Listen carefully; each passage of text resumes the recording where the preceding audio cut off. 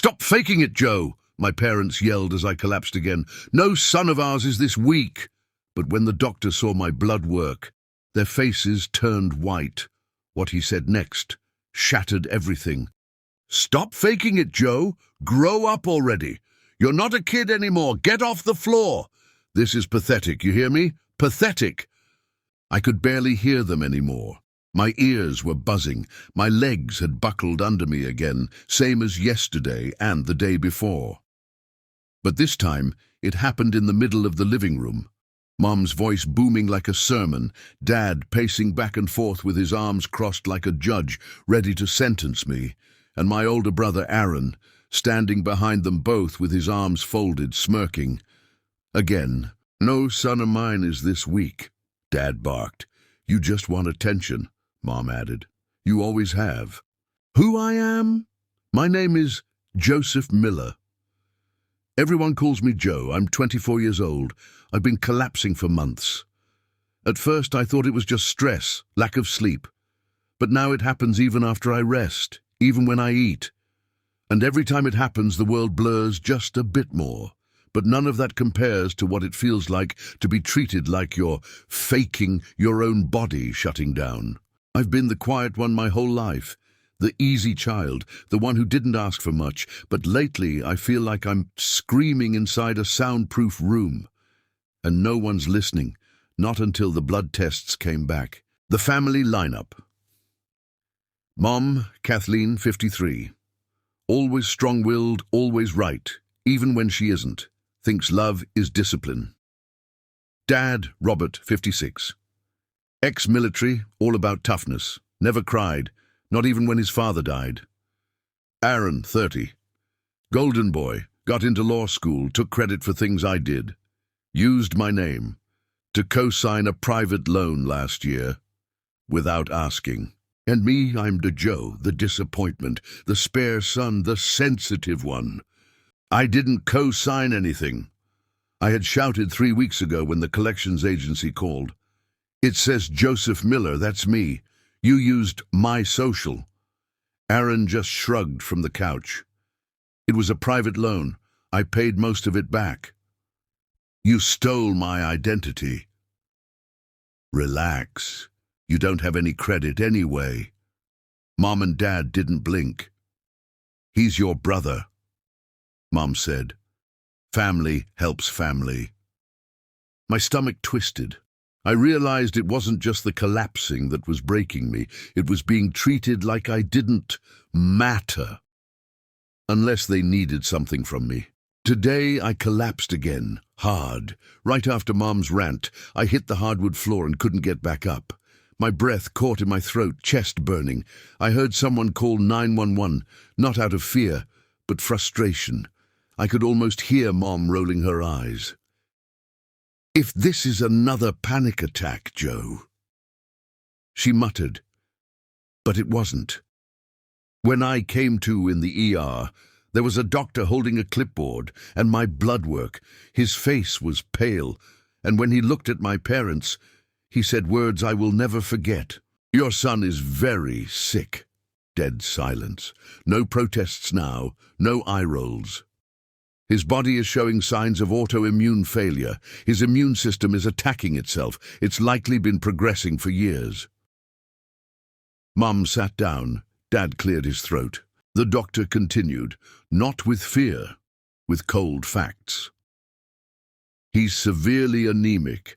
His white blood cells are abnormal, and based on the progression, this didn't start recently. He's likely been experiencing symptoms for well over 18 months. I turned my face away, tears pressed hot against my eyelids. "And stress can accelerate this," the doctor added, "especially prolonged emotional stress." Suddenly I wasn't faking. Suddenly I was dying. When we got home, no one spoke. Until I did. "You knew something was wrong last year," I said, "when I fainted during Aaron's graduation. We thought it was drama." Mom whispered, "You always made everything about you." Aaron sneered, and that's when I said it. "You forged my signature." The room went still. Dead air. I talked to the loan officer last week. They recorded the call. You used my social. You signed my name. And you defaulted. Dad stared at Aaron. Mom opened her mouth, closed it. I pulled out the flash drive and plugged it into the TV, played the audio. Yeah, I'm Joseph Miller. I'm authorizing this. I'm just using a different email. It was Aaron's voice. And Mom knew it.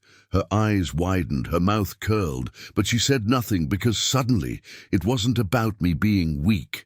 It was about her favorite son doing something illegal, and me having proof. Why would you do that? I asked Aaron. My voice was calm now, not angry, tired. Because you were never going to do anything with your life, and he snapped. And I needed the money. You'd just waste it anyway. Mom looked stunned, like she was finally seeing him. Dad just sat down and rubbed his face.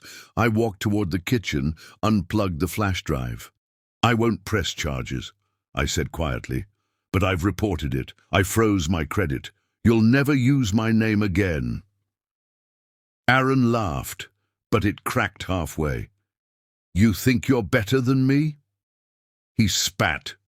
No, I said, turning around. Just done pretending I'm less. Then I left the room. Behind me, Aaron cursed.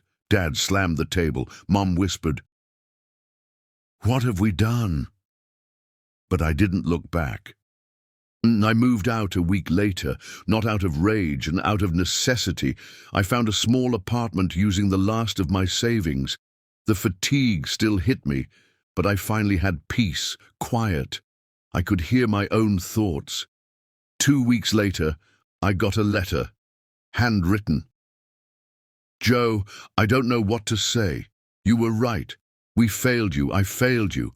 I believed Aaron because I needed one of you to be a success. I didn't realize I was breaking the other. I'm sorry, Mom. It wasn't perfect, but it was something. She called once after that. I answered. We talked about nothing and everything. She didn't excuse it, but she started to listen. For the first time in years, I felt like I was real to her. It's been 6 months now. My illness hasn't gone away. I still get tired. I still lose feeling in my hands sometimes. But I'm stable, and I'm learning to live in truth, not in apology. Aaron got served. Turns out I wasn't his only victim. He's facing legal consequences now. He emailed me once, just said, I guess I needed someone to blame. You were easy. I didn't reply, but I printed that line out and taped it above my desk. It reminds me what survival looks like. Mom visits now. She's different, softer, still flawed but trying. Dad hasn't said much, but last month he hugged me. That was his apology. And me? I'm writing again, telling this story, because the truth should never stay buried, because there are people out there being blamed for things they didn't do, told they're faking, when really they're fading. I'm not healed completely, but I'm free.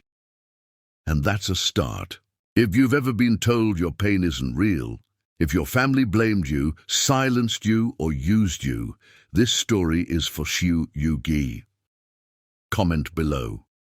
Tell us, have you ever been blamed for something you didn't do? What would you have done in Joe's place? Reminder, real revenge isn't rage, it's freedom, truth, and becoming untouchable. If you've been through family betrayal, leave her in the comments. Let someone else know they're not alone. Don't let guilt keep you in a broken system. Like, subscribe, and share this with someone who needs to hear it. Your story matters, and healing begins here.